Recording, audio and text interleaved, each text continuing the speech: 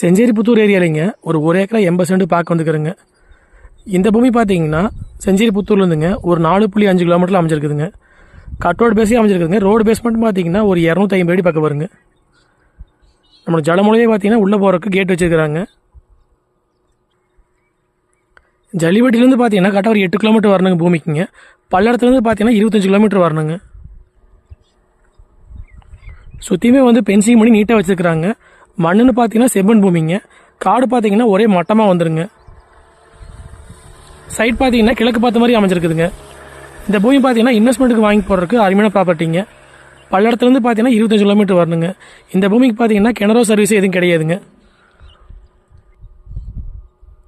இந்த பூமி பார்த்தீங்கன்னா வில்லேஜுக்கு பக்கத்துலேயே அமைஞ்சிருக்குதுங்க. மொத்த ஏரியா பார்த்தீங்கன்னா ஒரு ஏக்கரா 80 சென்ட்டுங்க. இதோட ரேட் பார்த்தீங்கன்னா ஒரு ஏக்கரா வந்துங்க 47 லட்ச ரூபா சொல்கிறாங்க.